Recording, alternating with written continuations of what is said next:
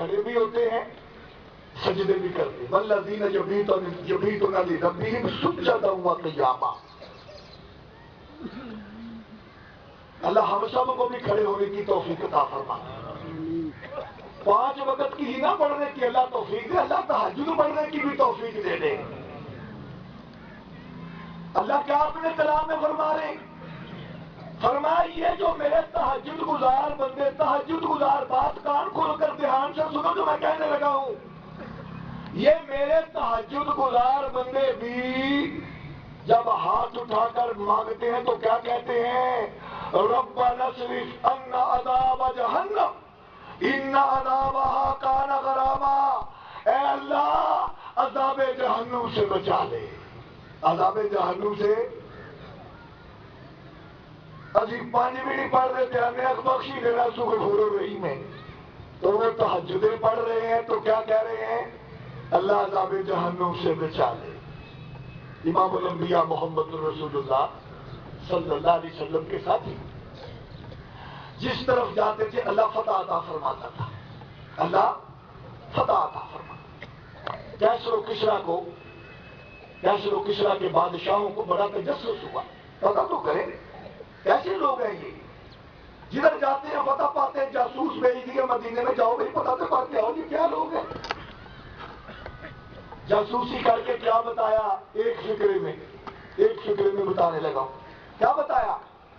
فرمایا وہ دن کے شاہ سوار ہیں, رات کے عبادت گزار ہیں. دن کے شاہ سوار ہیں, رات کے عبادت گزار ہیں. جو رات کا عبادت گزار ہے رب کبھی بھی اس کو شکست دے سکتا جو آہو گریا زاری رب کے سامنے کرے. اسی آنے بخشی دینا سو کی کرنا سو بڑا غفور الرحیم ہے. تو اللہ اپنے محبوب پیغمبر امام الانبیاء محمد رسول اللہ صلی اللہ علیہ وسلم کو کیا فرمایا؟ آپ صلی اللہ علیہ وسلم بھی تو ساری رات کھڑے رہتے تھے نا.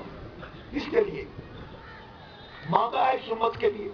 امت سوئی پڑی, آج پاؤں مبارک سو جاتے تھے. اللہ نے کیا مقام و مرتبہ دیا؟ اللہ کو کہنا پڑا یا ایھا المزمل قم اللیل الا قلیلا. اور میرے محبوب چادر اوڑھنے والے, کملی والے, کھڑا تو ہو پر تھوڑا کھڑا ہو. اور پڑھو گے بھائی 5 وقت کی نماز کرنی, ذرا ہاتھ کھڑا کر کے وعدہ کرو آج میرے ساتھ. اللہ سے توفیق بھی مانگنی ہے, اللہ سے. اور دنیا کے اندر بغیر مانگے کوئی چیز نہیں ملتی. رب سے توفیق, میں کہتا ہوں, گارنٹی دیتا ہوں, سچے دل سے رب سے توفیق مانگو. یا اللہ اپنے 5 وقت در پر حاضری کی توفیق دے دے, رب توفیق دے گا, توفیق دے گا رب. وہ ایک سجدہ جسے تو گران سمجھتا ہے, وہ ایک سجدہ جسے تو گران سمجھتا ہے, 1000 سجدوں سے آدمی کو دیتا ہے بیٹا. در در پہ جھکنے کی بجائے آؤ ایک کے در پر اپنی سر جھکا لو, زمین نیاز جھکا لو. اور ناک کسی کے سامنے رگڑنا ہے تو آؤ اپنے رب کے سامنے رگڑو. اور کوئی دنیا کے اندر نہیں جس کے سامنے ناک رگڑاتا ہے, ایک ہی ذات.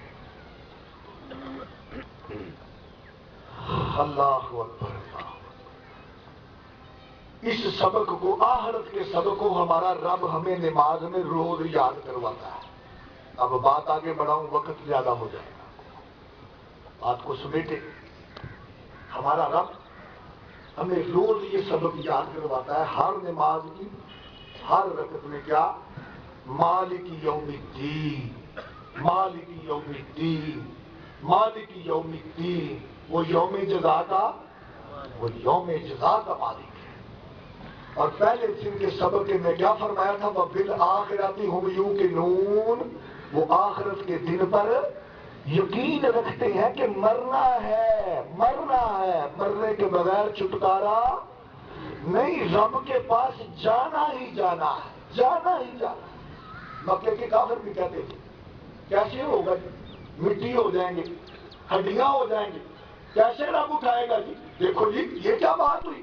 کہتا ہے ہمیں بھی ہمارے وڈیرے جو ہیں بڑے مر گئے ہیں, وہ بھی ہمارے ساتھ اٹھائے جائیں گے.